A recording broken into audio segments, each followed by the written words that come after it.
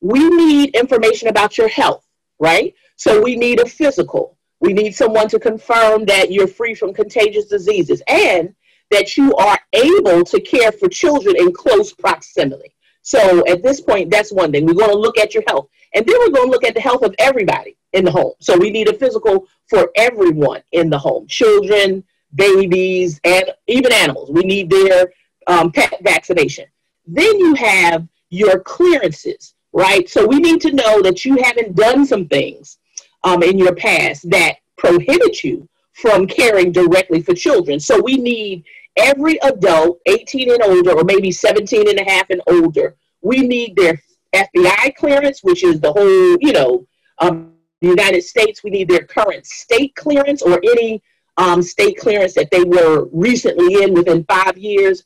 Then we need their child abuse clearance to make sure they haven't directly been abusive. And then depending on the county may have some record that they keep. And so we would need that county's clearance, if you want to say that, to make sure that at the very least they meet the minimum requirements around their clearances. So that's everybody. But then we need to come into the home.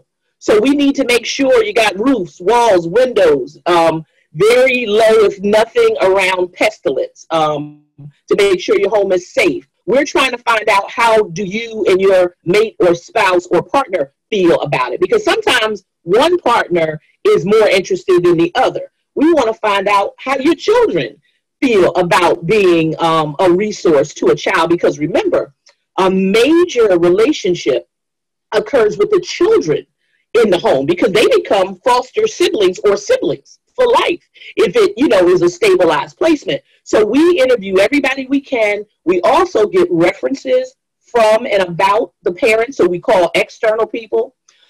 We go over your finances, so we get into that. We ask you for pay stubs, because it is highly important that you are able to meet your own debt ratio without the help of the stipend, which is supposed to be for the direct care of the child, not anything else, because foster care isn't a payment situation, it's a reimbursement situation.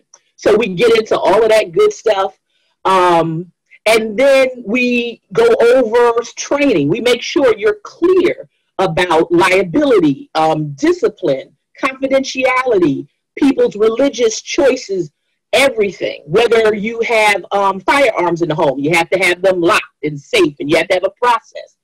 We go over fire drills and evacuation plans.